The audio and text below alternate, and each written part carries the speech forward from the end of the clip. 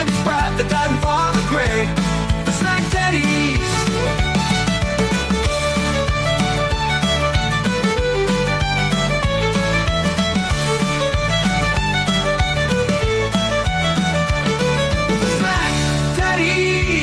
The revolutionary podcast of sports entertainment is Brad, the dad and father Greg, the SmackDaddies.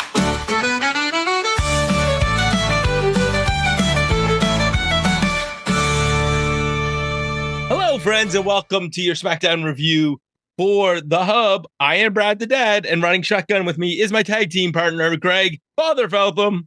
Bless you, my son. And nothing went wrong that time. Woohoo! Yeah, time is a charm. You know, I think you started this before we hit record and said, I need to plug stuff in before I go to bed. Yep. It is the key secret to life is to when you move your gear sometimes and then you don't plug it back in and you're like, no, this will all it never works. It does not. It always wants to do something new. Do-da. It always wants to do something do-da day. Yeah. Yeah. I'm having a lot of fun with a few things I'll show you later, and I'll let you pick later which one you like better. Okay. That's terrifying, isn't it? This is what usually happens in Brad and I's relationship. He just does things and tells me about it later and lets me pick which one I find the prettiest. Yes, that's generally how this works. Greg, how has your week been? It's been busy. It has been busy. I honestly am. I keep forgetting that Monday's a holiday here, so it's just like I get a long weekend, and that is what's going to be surprising to me is when I wake up on Monday morning to be like, oh yeah, right, I don't have to go to work today. Yeah, it's going to be a big surprise. I mean, I am one of those people that it's like I'm still not used to it. Like it's only been 6 months, but like this idea of having an actual weekend is very weird. I would assume so. So anyways, I'm looking. Yeah. So I took Friday off to do bake cake and such. So fair. Yeah. I mean, it's one of those things. You just have your things that you have to do. So everything, the house got cleaned, a window got fixed. Do you ever hear of the window company in New Brunswick? I think it was called Alls Cove was the name of the company. I actually believe mine are of that company as well. So there's a particular vintage. The company no longer exists, if I'm getting the right company. That what they did was they put the wrong gas in the windows, or the wrong mixture of gas. So over time, with direct sunlight, your windows will actually fog. Right. Yep. So I've replaced all the windows in my house under warranty once, and now I'm into the part where I have to fix them without warranty because the company no longer exists. That sounds about right. So so James's window is on window number 3 now. And yeah, that guy came in and did that and got some things. Should I make a confession on this podcast? Because I don't think any of my family listen. Oh, go for it. Okay. You guys are like family. So here's what's going to happen today. I have been baking like a fiend. Greg, I made 48 peanut butter cookies. Okay. And I'm assuming these are like gluten-free and all that. The peanut butter ones are. I did 48 chocolate chip non-gluten-free, 48 chocolate chip gluten-free, and a batch of brownies and 2 half sheet cakes, 1 chocolate, 1 vanilla. Why am I doing all this baking? Because my mother's 70th birthday is tomorrow, and tonight we're having a surprise party for her. So that has not been said publicly anywhere. It'll be put on this podcast because none of my family listened to this. So screw you guys. If you listen to my podcast, you would have known. Mom, you should listen to my podcast. Aren't you? Yeah, see? So you would have known early, but no, you're just going to get surprised later tonight. Yep. So it's always a little bit of a risk, right? I mean, I've never met your mother, I don't think, but I mean, at 70 years old, throwing a surprise party for someone, like you risk that. How do I say that nicely? You risk an emergency trip to a hospital with a defibrillator. Oh, my mom's got a good ticker. So she's going to my uncle's house, which is near where we're hosting it. There's a nearby hall. Right. And my uncle's, they're supposed to have board game night. And I guess there's going to be an emergency at the hall with a public event, and my mom's going to get there. By the time she notices that the cars are there, hopefully she might have a clue by then, but she hasn't had a clue so far, which is about right for my mother. That sounds lovely. That sounds lovely. So, yeah. Yes. So we're gonna have lots of fun with this tonight. And then other than that, it's just been a normal life. I'm looking forward to Monday as well because it's like I'm gonna need to sleep. That would be a really good idea. My wife actually leaves on Monday because she's gone next week and the week after. So I get to see her a bit on the weekends. But yeah. Oh, Greg, you're batching it. Yeah, with the dog and kid and everything else. But yes, my wife will be crisscrossing the US for the next little bit. Oh wow. And just work. Yep. So all right. Well, I have to go decorate a cake. Greg's got to go be dad and drive the Halifax. Let's get into this episode of SmackDown. We'll get into some of the big news this week because of the episode of SmackDown. I have it I have it programmed in, Greg, so that you can have a conversation about that. So tonight's SmackDown was recorded on November 8th. It was actually recorded live, so we're doing a live episode. And you know what I learned, Greg? The Buffalo Bills are on the road this week. This is episode 1316. Come on, Brad. This happens when you do that pre-record one, right? I was going to get there. I was going to ask you a question about the Bills and then tell you to tell me more about Buffalo, because does it matter that the Bills are on the road? Because I don't follow football. Are the Bills on the road this week? Yeah, that's what we started with the show with, was them explaining that the SmackDown's in town and the Bills are on the road. Oh yeah, they're in Indy tomorrow. Okay, fair. Oh, okay, so the Bloodlines here, the new Bloodline and some of the old Bloodline, and we have all the people walking in the back. And Greg, you know what that means? If we're going to talk a lot about the Bloodline, that means as the Bloodline turns.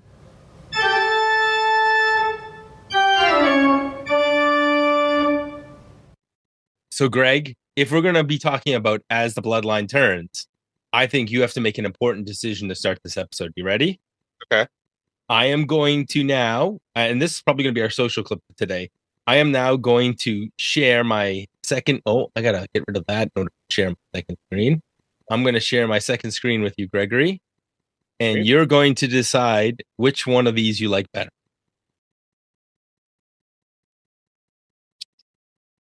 Oh.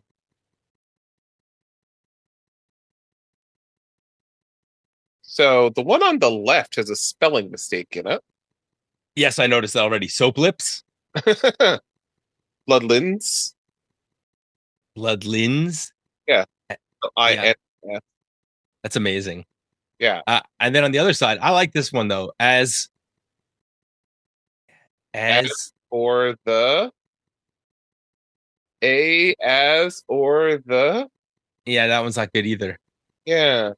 All right. Well, we'll keep working on this logo, but I've been workshopping. I like the concept though. I like the concept. I think I like the logo and stuff on the one on the left better. Oh, I do have another one here. I'll download the last one. All right. And bring it onto the screen. So I've been playing with some AI technology to bring up. This is some great audio clips though. Yeah, I know. Well, whatever. They can watch the clip on YouTube. There you go. Okay. Interesting. Yeah, I think I like the first one on the far left. Yeah, we just need to get the spelling fixed up on it. I like that one. Line is it Bloodline? Line? Is that the issue? Yeah. I'm gonna see if that's a Brad issue. So, no, I spelled it right in the description. Well, I mean, the one on the right has it as Bloodline. Yeah. Anyways, well, I'll keep workshopping these, but yeah, I think that'll be as the Bloodline turns. Will be one of our. We keep doing this, so I think that's one of those things we should eventually put out there to the world, is as the Bloodline turns.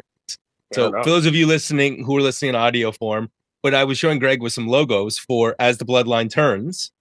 We are working on a new T-shirt for the in the style of these are the days of our lives as the bloodline turns. So we'll add that to the SmackDaddies one. If somebody else wants to steal it, fill your boot. Like, go right ahead. That's fine. You're going to hell. Yeah. So I could also play recap one. Saudi Arabian, Greg, did you watch the PLE? Did you enjoy the PLE? So I've watched most of the PLE. I haven't gotten through all of it yet. What I've seen, I've liked so far. It was good. It was a good show. Yeah.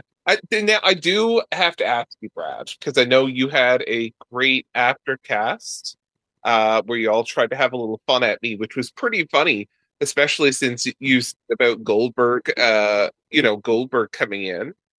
What's really funny is as you were sending that, I go and search my social media and see Goldberg on SEC Today or some sort of college football thing where he's announcing that in 2025 he will have his retirement match in WWE. So I assume that's what you guys were talking about, which is really funny.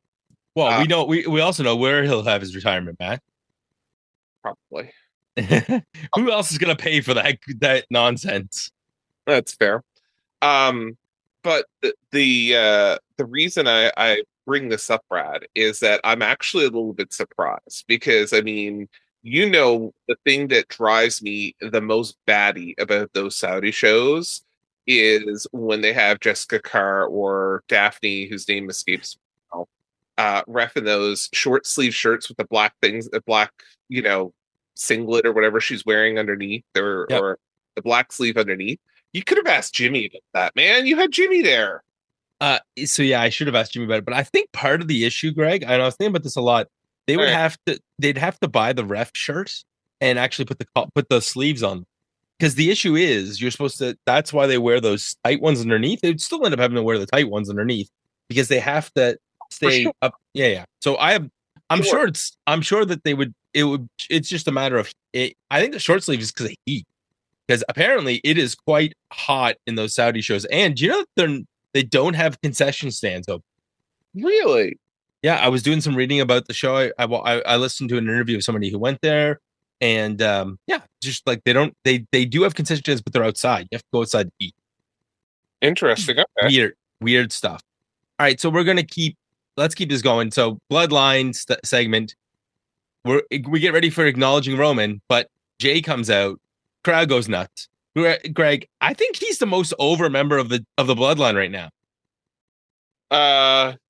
He might be. And I knew they were all getting together, not just because we need that for the storyline. Roman's shirt gave it away. He should have kept wearing the other shirt because he has the OTC shirt with a little yeet in the corner.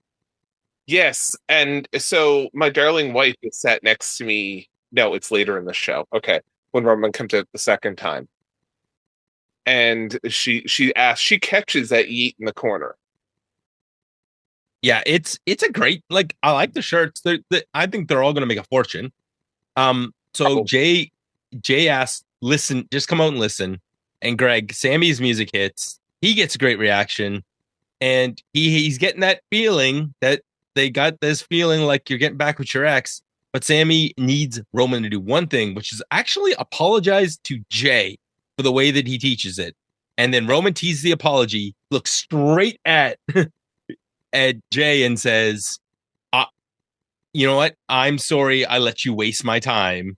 And he's not going to apologize. Sammy dips. The other Bloodline says they don't work on their time. And the speaker is not the tribal chief. It is Jacob Batu. Greg, First, I'll get your general reaction to this, and then I have a follow-up question. So go ahead. Did you enjoy our first chapter of As the Bloodline Turns this week? Yes, I liked the first segment of the show tonight. I really, I'm actually surprised that I enjoyed all this, but yeah, this was pretty good. Jacob Fatu speaking. Do you think this is because long term this is the breakout star of this group? Quite possibly, yeah. He's early 30s. Really? Yeah, he's one of the youngest guys in the. Interesting. That's so. I think he's the future of this group. I think that's fair. I Hey, mean, Greg, won't be there for that much longer. I mean, long term. I mean, like, you know, yeah, and Jimmy and Jay got some miles on them. yeah. And the guys who probably have the most miles on them, believe it or not, are probably the Gorillas of Destiny because they wrestle that Japanese style. That's that hard hitting. Yeah, that's so hard on the body. Oh yeah, you don't hear Shinsuke complaining about resting. Yeah. Greg, our friends in Toronto are getting from the Skydome. I mean Rogers Center. I don't care. It's the Skydome to me. Damn it. Back where WrestleMania 18 was, Elimination Chamber is in the T dot. So it's really funny because myself and my wife actually were talking about this as well last night. And I said to her, I was like, yeah, it's going to be at Skydome. And then she looks at me, she's like, it's not called that anymore, is it? I'm like, no. And then we both had to kind of struggle to remember what it actually, the new name of it is. But yeah, no, it's the Skydome. It will always be the Skydome. But yes, So when this was first announced, I didn't catch that. I thought it was actually going to be in Scotiabank Arena. So interesting. well, and I talked to Randy C, our Raw Dog, on Friday, and it said, yeah, they'll be able to move it over when it sells out. I figured what they would do is they'd rent the other space and go, and then it would sell out. But it makes sense given that it's the Elimination Chamber. They want the open air space also because that thing's huge and a pain in the ass. Although where they're hanging it from off the roof, like where are they? Like what is the structure going to be to keep that thing up? Because it's got to go up and down a couple. So here's the best I can figure is when they do those outdoor WrestleMania shows, they build that canopy thing over the ring. So I'm assuming that they've found a way now to they'll have to build something like that to hang Elimination Chamber over it. Yeah, because the way the dome's built, you're not hanging it from the ceiling. No, the last time I was in Skydome was 1992, I believe, if I remember correctly, because I was watching a baseball game and I spent more time watching the red and yellow elevator of the CN Tower go up and down than I did watching the damn baseball game. So that's my last Skydome memory. So I was there for Canada Day, and I think it was 92 as well. And the best thing about the Sky Dome that year was that they had to open and close the dome in order to put fireworks off. So we got to watch the dome open and then watch it close. It's a very cool experience. Yeah. But I was there at that WrestleMania. So it is an incredible arena. I have like, Right? what's that? Yeah, 18. Yeah. So record attendance for that one was 68,237. So They're filling this and I would say they're filling it whether they're filling it with comps or not. So so according to Wikipedia right now, the capacity for concerts is between 10,000 and 55,000. So baseball right now is 39,150. So I mean that's if you assume all the baseball seats are used, but yeah, I'm curious to see what we're going to actually get there. Oh, it'd be a big show, and I think it's good for Canadian wrestling fans. I know that there were a bunch of English fans complaining because they thought it was going somewhere in England, but once you saw that English tour announced and this wasn't on it, Yeah, you knew something was up. so I'm also a little surprised that they've only announced Elimination Chamber. Like they haven't announced like the shoulder programming like the SmackDown before and like an NXT show or anything like that. I'm wondering if they're not going to do the NXT show. If I were them and I really wanted to stick at Scott D'Amore, I might be booking that Madame, the old Maple Leaf Gardens for a wrestling for NXT. Oh, I don't. Oh, Ooh. maybe I was gonna say. Yeah, I was thinking like that's going to be really small, but for NXT it could work. So, Raw Dogs, where would you book an NXT show? Because they definitely can't do Rogers; it's too big. Is there another? I'm thinking about where ROH used to run a dome, run a space, a small arena. Well, I mean the Christmas show, which they have not announced for Toronto yet, is usually at that Coca-Cola Coliseum. I think it used to be called the Rico. Yeah, that's where and that's usually where they do where they did the ROH shows for you. Oh, was it okay? Yeah. All right. So let's keep going. We have to we we have a scene in the back where Roman is just in a mood and he like gets disrespectful to Jay, and Jay says, I told you we're equals. This is your pass. And like Roman's like, go find Sammy. And then Jimmy is like, man, come on, what's wrong with you? And then finally Roman mounts off to him too and is like, why don't you go find your brother? It's like, dude, what is wrong with that guy? Yeah, he's full on cranky pants Roman Reigns tonight. As the bloodline turns, they are it's going to be interesting to see how this all turns out. But he's like, I think, is this story about humility? Does he have to be humbled in order to be a good tribal chief? Oh, I don't even know, because there's so many different ways this damn thing could go. I don't even know where this is gonna kind of go for. Because I mean, I was listening to Huge Pop, and I think it was 2 weeks ago, and then Donnie was kind of saying that maybe this is Roman getting ready to turn heel. And I was like, oh, I hadn't considered that up to this point, but I was like, okay, I can start to see that now. Yeah, and we still don't have The Rock involved. Yeah, that's fair. And they keep and there's still like there's Zilla Fatu, like there's a ton of cousins in. So let's put a pin in that. Yeah. So we get to the end of the show. Ooh, yes, that's right. Okay. So Bayley versus Candice LeRae. I want you to notice Candice comes out and she goes to do her high five to Indy, but Indy's not there. I never caught that. She came out and did her pose like she was gonna do the high five. It was almost a shout out to Indy. Good for her. Bayley starts off hot, and of course, Candice then catches her with a neck breaker, and then we have heat from Candice. Fire up from Bayley. Bayley gets her head ran into the post. Bayley eats a dropkick but fires up. I love the finish here where Indy fakes a knee injury, which she's done in a couple of matches, and then goes for the roll up. But it's Bayley that out wrestles her and grabs her legs and sits down on her and pins her. It's Greg. This was a great match, and yeah, like a great showcase for the women in a match that really doesn't have any title implications. Nope, a match for a sake of having a match, but it doesn't have any title implications, or does it? Ooh, that's an interesting point. Okay. This is one of my favorite storylines for tonight. Johnny Gargano and the Motor City Machine Guns are talking. Gargano is happy for his friends, and they get to fight Grayson Waller, who has the most punchable face in wrestling, which is a reoccurring theme in the show between Kevin Owens, Gargano, and everybody who wants to punch Grayson Waller in the face. But Ciampa's pissed.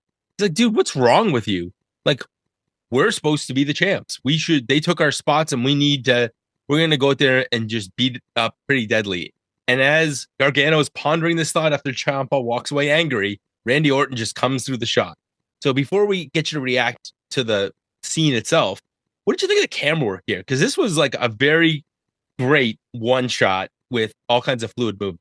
Yeah, it was good. It was really good. I don't even know what to say beyond that.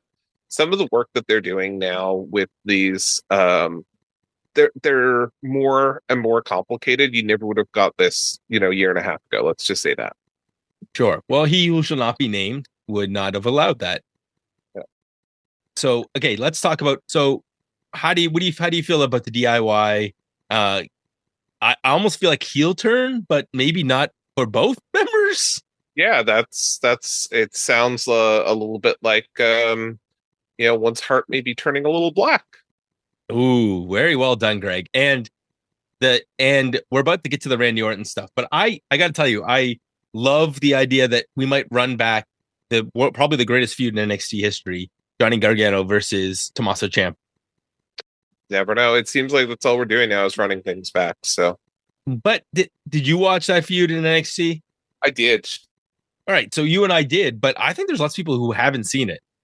Listen, if this feud will allow us to get back, and I hope you got the sound clip ready to go. Oh no, I don't. What is it? What am I going to ask for? You already got it. It's on your. It's at your end of the night when we're doing our boos and yays. Okay. But I know it's. Okay. I was gonna say if this breakup will allow us to get Mr. Gargano to get his theme song back, and we get to hear this rebel heart. I'm going to be happy. Oh, okay. I was like, what is he queuing up? Rebel Heart. All right, Rebel, yes, and that's not the good version of Rebel Heart, but I want that. I want him back so bad. Again, one of my favorite theme songs, modern era. Yeah. Listen, that NXT worked, and I think it would work on the main roster. Hey, dude, Orton's out. Orton is cutting a promo. He gets bleak because he says shit. And Orton he wants to kill Kevin Owens. Kevin Owens comes out, the two officials. I like how Owens is like deciding whether he's going to fight. And then he has the best t-shirt.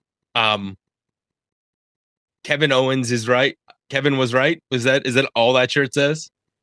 Yeah, I think so. I think that's what it said. Double checking. Shit. Maybe maybe that's the basic t-shirt design that I had. Greg was right. Brad was right. Don't ask our wives. Yeah, they're going to they're definitely going to tell us no. Kevin, we were not right. It is not available currently at right. Shop. That's okay. I know what the shirt says because I have it in the title card for this episode. Kevin is right, is what it says. Kevin is right. And Orton carries. So Orton gets pile driven, and they sell it like it's the most devastating finisher. It was like a very safe pile driver, but to the credit of the camera crew, they shot it in such a way we actually didn't see whether it was a safe pile driver. Yeah, I mean, the live shot, the first shot you got, you could kind of see that he landed butt first, but after that, they cut all the replays they showed. You couldn't tell. No. Okay, this is where I started to get a little hot. And where I was kind of a little bit annoyed with this because this is our second fake injury angle of the night. Okay. Wait, what was the first fake injury angle? Oh, Candice's knee? Candice's knee. Okay. It's our second fake injury angle of the night and potentially our second fake injury issue on SmackDown in the last couple of months that involved, external medical help and all that stuff. When you had the was it AJ? Yeah, with the AJ Styles thing. Now AJ's turned out to be legit. So I mean, I still am not. I don't believe it. It doesn't pass the smell test for me. That is legit. Okay, so right? either way, if he was legitimately hurt, in that match, I really don't think that they would have done that angle. They wouldn't have kept the cameras on it. They wouldn't have had the angle in the trainer's room afterward. That stuff to me doesn't pass the smell test. So I don't believe that that's a legitimate. And this puts into your point, right? The issue we have now is when we do fake injury angles, you can't tell when the real one's at. Yeah. So I'm getting a little annoyed with these. Let's stretch your people out. We've got this injury. Okay. I mean, you look at someone like like Mommy, for example, right? Mm-hmm. She's orbital bone now, I believe is what her injury is. Right. Okay. So they wrote her off TV. They released an X-ray, but part of me started to think like, is this actually legit anymore? Like you don't even know anymore. And you see the woman has a broken eye, basically. Like, so I'm going to give you the thing that is now going to drive you nuts. I think that's the point. It's so that you don't. I think we're supposed to blur reality, and I think that's when wrestling's at its best. It's a little bit of truth, it's a little bit of fiction, and we don't quite know which one's real. Yeah, I guess, but I mean, it seems to be a little bit like The Boy Who Cried Wolf a little too much. Okay, the one thing I will say to you is I think that anytime somebody uses the pile driver now, it is now the deadliest move in wrestling. Sure. Because now it's one of those stretcher you out moves. And we all know in real life, they don't do the pile driver because they're afraid of the Steve Austin effect. So how many people did Jerry the King Lawler kill? Lots. And that was the point. When he used the pile driver, sometimes he really did, like that Andy Kaufman angle is the best example of Yeah. it. So I will say one more. There's one other thing. Do you know what Kevin Owens' finisher was on the Indies? No, I don't think I do. Was it a pile driver? Package pile driver. Interesting. So it makes sense. Like it works. It worked on. As soon as I saw him hit that version of the pile driver, like the Jerry Lawler pulling pile driver, I was like, oh, that's vintage Owens. Also, apparently Orton's not letting him give him the package. The package one looked like hell, dude. It was amazing. Nice. So we get another. We get like 5 of these recaps. So recap on Randy Orton's injury. Oh. Like 5 more, Greg. Okay, to the point that whenever these guys actually have a match, they have done a great job building it. Well, there was so much about this that made me kind of, question the reality on it.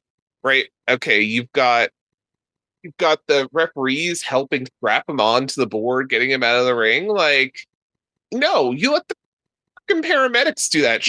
Like, they took first aid. Yeah, I'm sure, but I mean, it's the same thing. Like, okay, I've taken emergency first aid, but there's a doctor here. Which one are you going to trust? Guy with emergency first aid or medical doctor? Greg's cracking me up today because it's like he said, let's sleep. We'll be less cranky.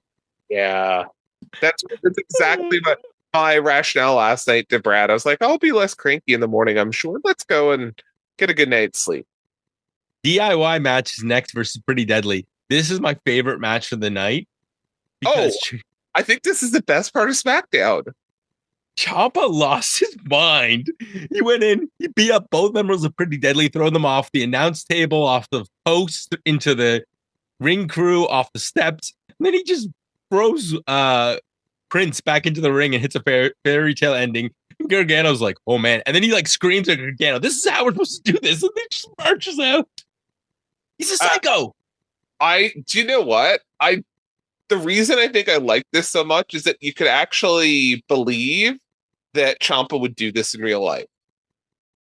Like, screw it. This is that 2-on-1 handicap match in reality, right? And it doesn't hurt Pretty Deadly, by the way. It doesn't. But I mean, you could have had Johnny Gargano out there like in a Cody Rhodes suit on the apron, and it would have been just as good. I love the fact that he came out in his gear and he was like, "Oh crap, Champa's in a mood," and he's like that friend. It's like, yeah, this is my friend. I love him, but he's kind of a oh yeah, dude, and his nickname used to be Psycho Killer. So it was like, or the Sicilian Psycho. I would hear Psycho Killer chanted at indie matches. If we can just get some fans to start chanting Psycho Killer, we'd be all set. Like it would be, and I kind of want him to do this to like 2 or 3 weeks in a row. Like give him some jobbers, pull up a poor team from NXT that needs some experience. Like just let him murder people because he's in a mood.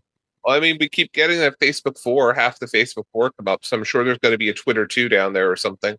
The Twitter 2. I'm thinking about 3 or 4 tag teams like that. There's one tag team in particular that they keep teasing they're going to turn heel, and it's like they're these 2 young guys. They're really great, and it would be perfect for both.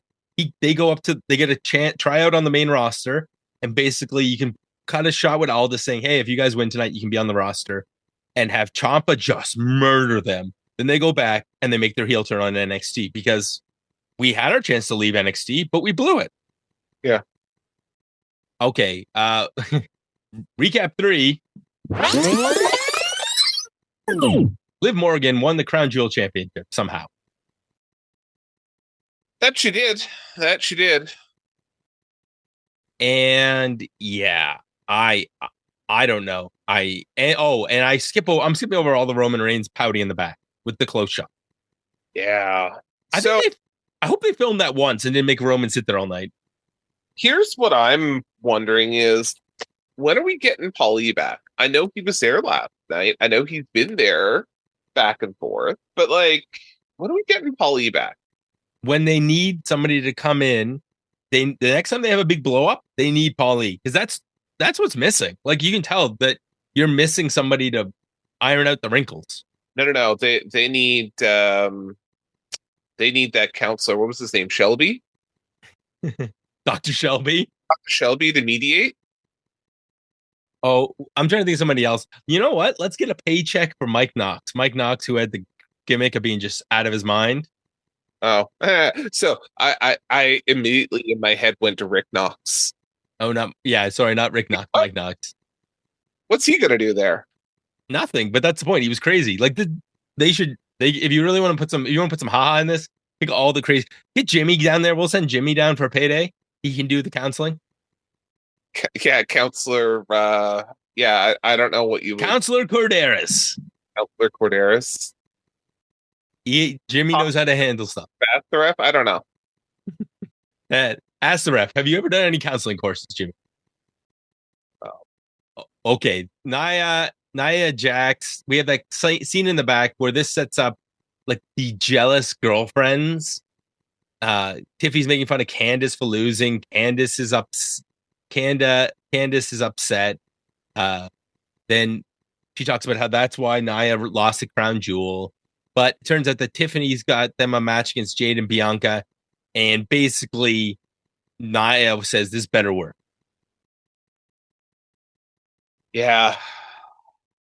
And then, wait, hold on. Candace, I guess the important part. Candace then looks crazy. And we had this incredible piece, Greg, where I think it's Corey Graves says she doesn't have all the oars in the water. And my question to you is, where does Candace rank on the Becky Mendez diagonal? Oh. First of all, what is the Becky Mendez diagonal? It's not Becky. No, that's not right. It's Mendoza too. Yeah. Is it Becky Mendoza diagonal? No, it's not Becky. No. All right, I have to look that up. Vicky Mendoza. Vicky Mendoza. So where does she rank on the Vicky Mendoza diagonal from How I Met Your Mother? Oh, so first of all, what is it? The Vicky Mendoza diagonal? Yeah. It is the line for which women are crazy or hot, and that diagonal, if they should not be above the crazy hot line. So if she's this, on the bottom is the crazy, and on the bottom is the hot. Bottom is the hot, and up is the crazy. And if you can be a certain level of crazy if you're a certain level of hot. Exactly. But you can't be more crazy than you are hot. Correct. So the one female listener we had just threw her drink at us. Yes. But does... Oh, yeah, sorry. No, I inverted them. So crazy's at the bottom, hot's at the top. Okay, does she... That's what I thought. Crazy, bottom, hot, top. Okay, so does she pass the line? Not for me. Maybe for Johnny. I hope for Johnny. If not, then what's he dealing with? I don't know. What happens in other people's marriages, I don't know. Okay, where does Tiffy rank on the crazy to hot ratio? Oh, I cannot in good conscience answer that question. Sean Burkhead in the comments. Look, first of all, make sure you watch the clip from How I Met Your Mother, and then chime in here. As a single man, you're allowed to chime in. Yeah. I am not, unfortunately. Under pain of death that your wife had. This is the one time she listens to the podcast. Well, she won't listen. She never does. But I mean, she's probably also within shot of me, right? So I mean, if I'm spending so much time talking about Tiffy and Tiffy time, she might think I might be saying other things. So yeah. So we do get that match, Tiffany and Nia versus Bianca and Jade. And Jade gets isolated. I'm surprised Jade was selling in this match. Yeah, this was an interesting little match, now, wasn't it? Yeah, I mean, Jade gets isolated. She eventually suplexes Nia, which looks like crap. That was not, and I don't know whose fault that was, but Nia landed high. Yeah, she really did. I don't think Nia's taken very many suplexes in her life. And then they try to get Nia up for the KOD, which doesn't work out. The Tiffy Nia Samoan drop neckbreaker combo looked great. But I mean, in the end, Candace comes out and just does a distraction So we don't get the prettiest moonsault ever. Instead, we get a KOD and the champs win. That would be the tag champs, Nia and Jade. And yeah, Tiffy keeps losing. They beat her like a drum because she's holding that stupid briefcase. They are. Oh man, I cannot make the joke I'm gonna make. I was gonna make there talking about Tiffy and beating. That being said, You just made it anyways. nope, I didn't. Yeah. What can you say here? I would like for Tiffy to start putting some wins together. It seems like we need to see some Tiffy Tiffy on top, maybe. Boy, oh boy, not touching that with a 10-foot pole. So many jokes. All right. So many. Grayson Waller is walking in the back with Austin Theory. They're going to win, Greg. So here's where I've got to ask you a question, Brad. Sure. Did you get upset here? Because Why? didn't you actually want the Grayson Waller effect as opposed to the match? Oh, I think I did, but at this point, I'm happy. Anytime we can see the Motor City Machine Guns wrestle in WWE, I think they need to wrestle every week for the time being because that's the only way they're getting over. Yeah. And yeah. I know the guys are over. Like, don't yell at me in the comments. They're over. They're just not over to WWE fans who have never seen them wrestle. So we've got the match. We're going to talk the match now. Yeah, because it's a very interesting match with 4 very athletic wrestlers. All right, I've got to ask a question here. Did they change the intro for these guys? I don't remember. Yeah, I was going to say, I don't remember the Motor City Machine Guns entrance because I didn't watch last week. Let's be honest here. But when we saw this 2 weeks ago, I don't remember it being like that. It had the raise your fist, but they've definitely added some razzle dazzle to that entrance. They did, and I think some gunshot sounds, and we're starting to actually make some sense. Yeah, they've definitely been tweaking it, which is fine because I mean they came in pretty quickly. Yeah. I love the Austin Theory, like the thing where he's going from his shoulders to his feet, like that shows off his athleticism. I like how they sold the idea that Shelley may have messed up his knee, although I think that was legit. And if it wasn't, again, this goes back to that discussion from earlier about fake versus real injuries. Yeah. And yeah, this whole match, I mean, they showed off all of their diving to the outside. The Waller attacking with that flatliner dropkick combo looked great. But Waller, I like the MGM finisher with the skull and bones. It's perfect. It's safe-ish, but it shows off all their athleticism. Overall, I like this match because there were 4 guys who could go. Greg? Yep. I can't say anything more than that. Exactly what this was. So what is they need to keep this title for a while though, because they need to beat a lot of the people in the division. Yes, I would agree. So we're gonna get a big match next week. Roman's in his locker room. He's still pouting. Recap 5. Cody beat Gunther. That they did. DIY's in the back. It looks like they're gonna ask for a title, but the Street Profits have beat them to it, Greg. And Ciampa's pissed. Yes. Are you excited for this match next week? I am. Plus, it lets us see more of Crazy Champa. So yeah, I'm liking that. Champa, I hope that Champa and Gargano go after A-Town Down Under and just destroy them in like 30 seconds and have that be like, took the champs like 5 minutes, took us 30 seconds. That might be interesting. Yeah, that's probably the way to go, but it's something like that. Greg, we're getting a U.S. women's title. Yes, we had this very elaborate vignette here from our general manager, Nick Aldis. So NXT has a women's North American title. So I think this is where the idea came from. Yeah, there's really 2 belts for women to compete for, and there's no mid-card workhorse type title. I would not be surprised to see a similar thing done with a with a women's intercontinental title on Raw or something as well. I think you go the other direction for the time being. I think that they should have one between the two shows. They might. Like the tag titles. They might. Yeah. You never know. Then if you have the women's tag titles on one show, for a while you have the US title, and that's the perk of that title is that you get to jump brand. Yeah. What did you think of the belts?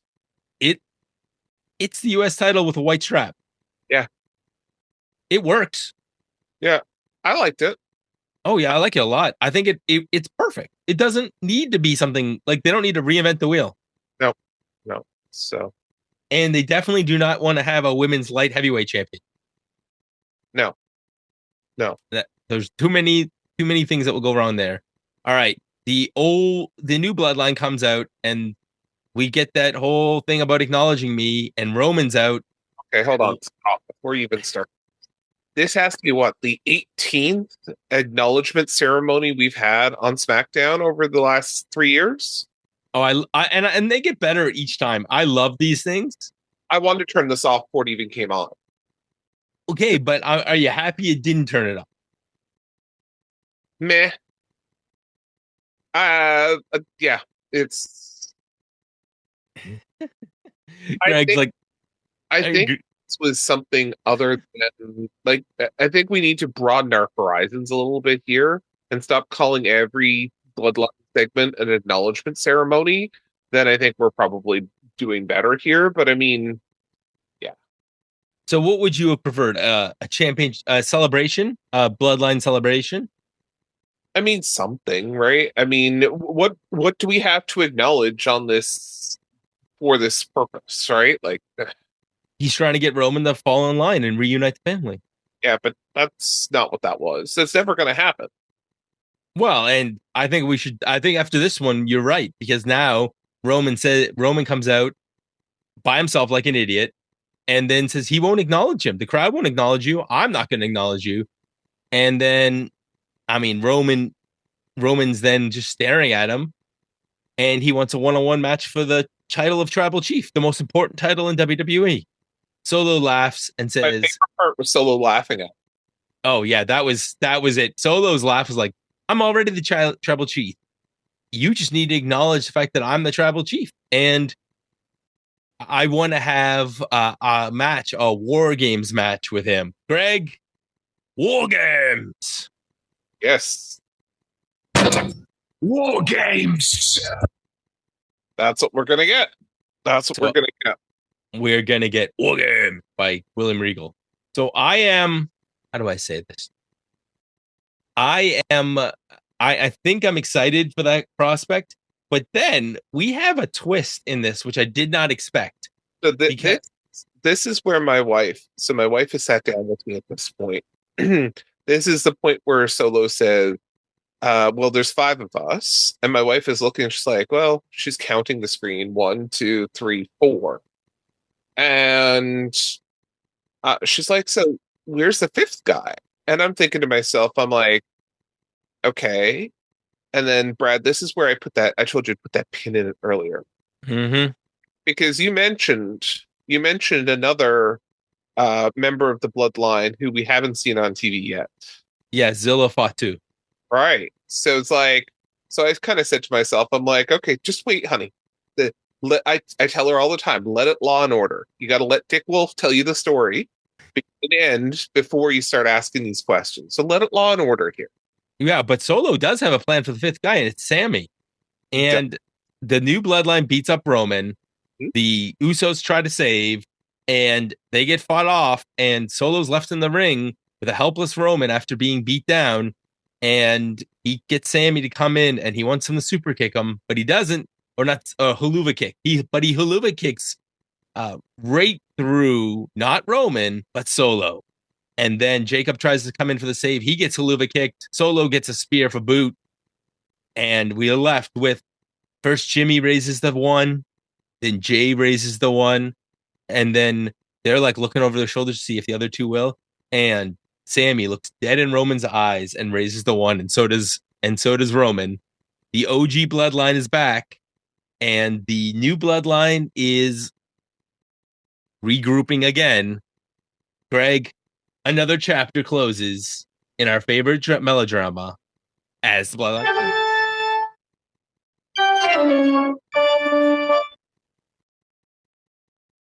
Yes, that's what we got. Gregory. Yeah. What do you want to come out of this? What do I want to come out of this? That's a great question.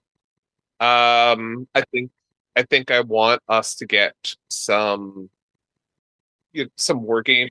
I think that we will see. I think what makes sense here is those five guys that we talked about on the one side. We will obviously have these four guys on the other side. I don't know who they add as a fifth. Is it either Rock or is it because the Rock could come in as the fifth guy, make the War Games official, and not have to really take any nasty bumps. Yeah, I don't think you're going to see The Rock here yet. I think The Rock's got to hold off a little while longer. Well, then, you know who doesn't seem to have a match for the next show is our buddy Cody. Now he's technically not scheduled for the show, but could he be their fifth guy? Probably their fifth guy, because that goes back to the Kevin Owens problem. Yep, and that could also bring Kevin Owens in, ripping apart the steel cage to get in at him. Yeah, there's all kinds of cool stuff that can happen. This is why this is my favorite storyline in wrestling, is because every time they think you're done, they drag you back in. Yeah. Greg's not completely sold on this, but did you ever think you would at least be slightly? Okay, I think I can change this. If this would have been just the Bloodline celebration ceremony, right? Mm-hmm.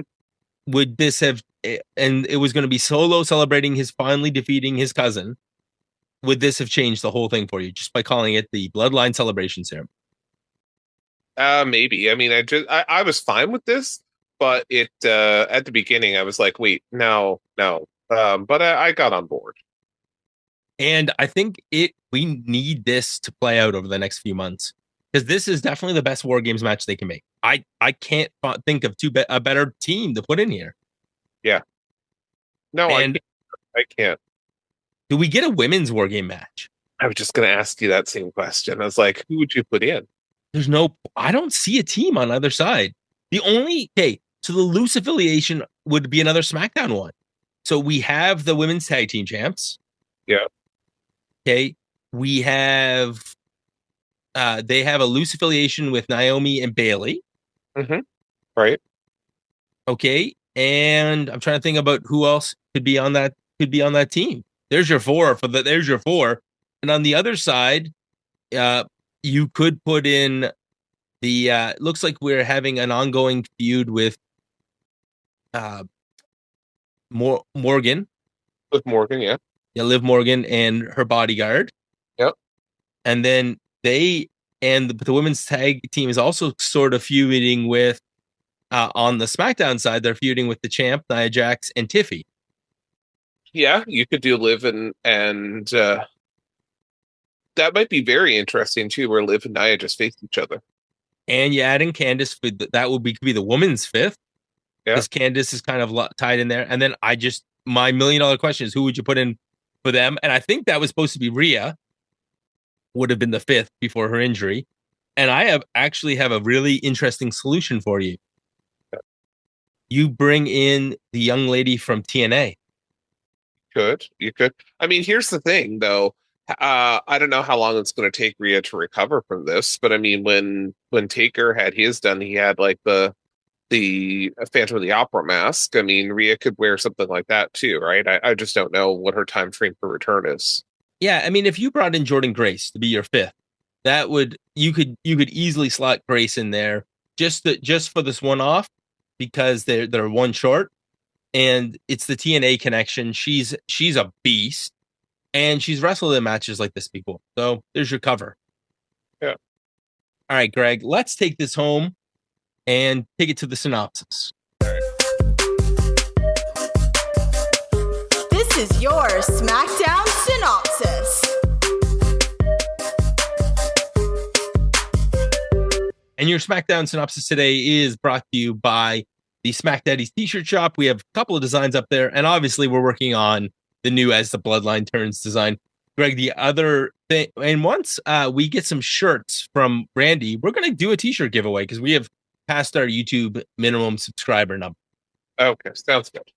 We are up over 200 now on YouTube, which means that we have to do that. So just a fair warning. I figured I was going to do this week, but I think we'll do it this way.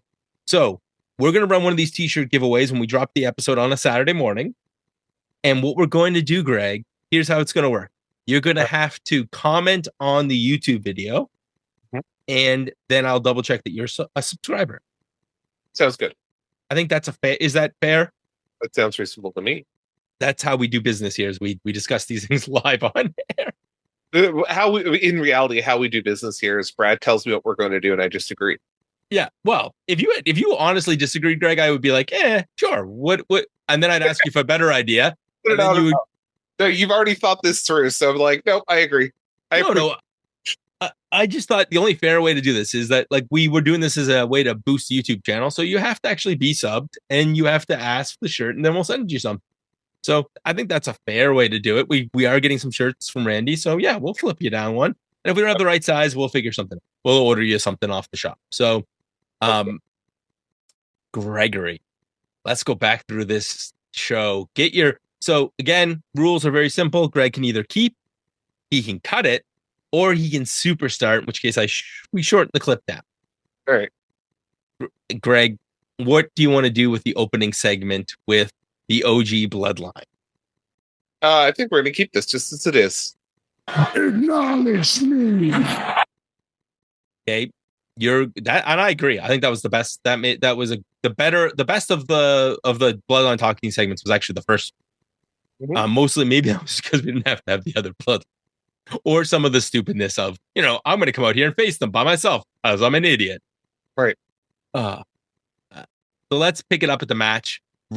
First match is Bayley and Candice. What do you want to do with this? I think we're going to keep this just as it is. Yeah. No LA Knight tonight, but we'll throw that in there. Right. Johnny Gargano in the back with the Motor City Machine Guns. Yeah, this is our thread through the whole episode. So yes, let's keep this. And while we're doing this, let's do the match too. Do you want the match as well as is? Sure, but we've got the Randy Orton. Yeah, I know, in the middle, but like these two things, if they could have gone right together. But to me, I love it. Randy Orton. I know Randy Orton gets killed before we get to DIY. So what do you want to do with the Randy Orton brawl? Cut it entirely. Wait, what? You want that cut? Greg is not. Nope. Nope, I don't want it. I don't need to see a man who literally was, who's had so much problems with his neck, having a fake neck problem. Like, no, get that shit off my TV. Hey, this one, I'm going to split it up. First, we'll start with the Nia Jax talking segment. Yes. Yes, like this. It's Tiffy time!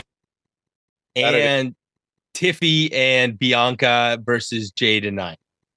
I think we can superstar this a little bit.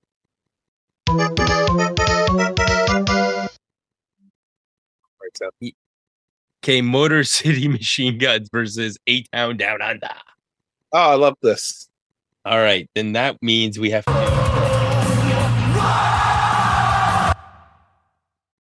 Because I think that was great. And we didn't get any Cody other than Cody running with Randy Orton, and you cut that part. Yep. That's good to me. Okay, I'm going to put all of these... There's like 3 talking segments between DIY and the U.S. title. All that stuff is all near the end before we get to the final segment. Yeah, so I liked all of this stuff here. Maybe not as much the Tongaloa and that part, but sure.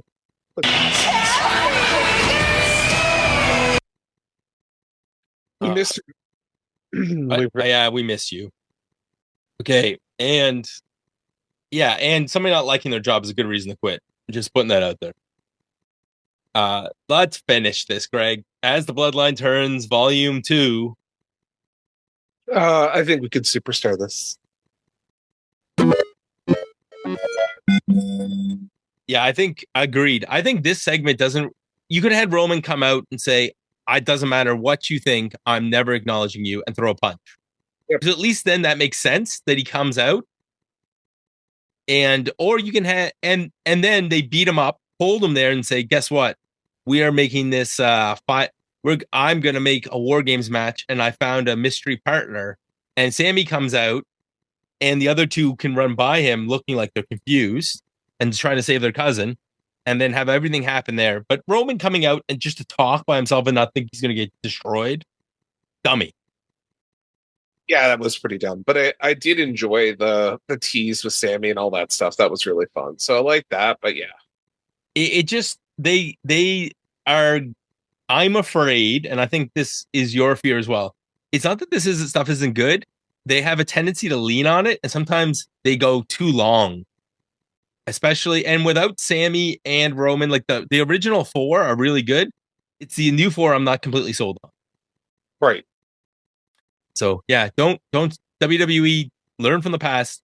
You have a huge roster, and yeah, but on the other hand, they didn't cram too much in, but they didn't put too little in. This was pretty much a perfect mix of we progressed most of the storylines, but we didn't we could have had something there with our best of 800 matches. We could have had the US champ here, but we didn't. We just said these ones are next week. So no, we've got a couple of matches lined up for next week. So we've got the Motor City Machine Guns taking on Street Profits, which we've already talked about, and Nia versus Naomi. So for the title. So we got there's some stuff cooking. This show is. Remember a few months ago where it felt like the show was almost unwatchable, and you just add Roman Reigns back, and all of a sudden this show is. I would say it would be pretty close to the best show in WWE, except for the fact that Raw's 2 hours, which makes it way more watchable. Yeah, very much so. And counting down the weeks now. Oh yeah. Sorry, I seem to have a frog sound this morning. That's okay. We're you're right. Because do you want to actually know the countdown number? So we are 1, 2, 3, 4, 5, 6, and I'm gonna assume there's six episodes of the SmackDaddies left where we're watching this on before Netflix, because I have no idea what's gonna happen on the 26th. Because I don't think we're doing an episode. We'll probably drop something, but I don't even know if they're doing an episode. We've got to talk our stuff through, because I'm going to be on special assignment for a few of these coming up. So we gotta. Oh yeah, well we can figure that out off the air. That's like the only business we don't handle live on air. Yeah. Because I think the first Raw on Netflix is January 6th. So the first SmackDown on Netflix in Canada, is it the 3rd or is it the 10th? I don't know. I think it's the 3rd. I hope so. Yeah, me too. Because I'm done with the Sportsnet player. I'm done with. Yeah. So we'll look. I am so excited for Netflix. And some trips to Brazil in the meantime may be required in order to survive the next month. We might have to. We'll see.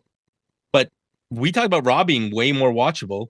You can hear from the Raw Dogs. They're going to be talking about that all on Monday.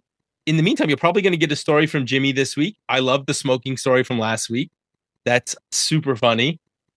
Looking forward to some more story time with Jimmy. But also the main show will be back on Wednesday. But before that, I think we're going to get a special drop from newest member, although reunited and it feels so good also would work right here, because Steve Swift is back on the network and he's doing our NXT reviews. All of the shows in WWE land are covered here at the hub. So check out all the shows here. Follow us on socials, because as soon as we get those shirts, we're going to do a t-shirt drop. So keep it tuned in here, locked in. And in the meantime and in between time, happy birthday, Mom. We the ones.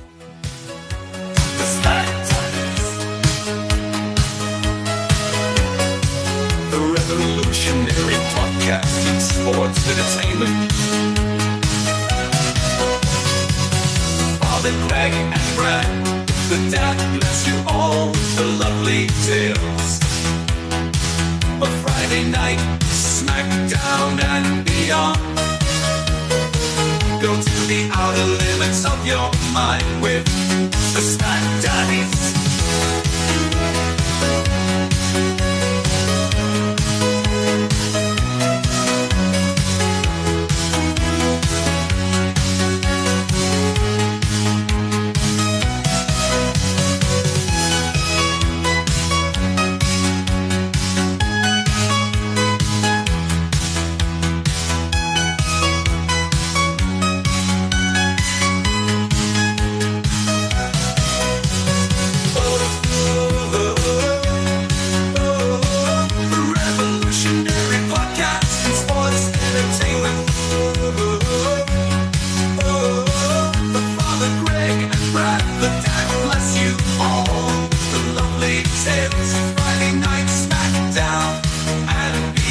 Go to the outer limits of your mind with the SmackDaddies.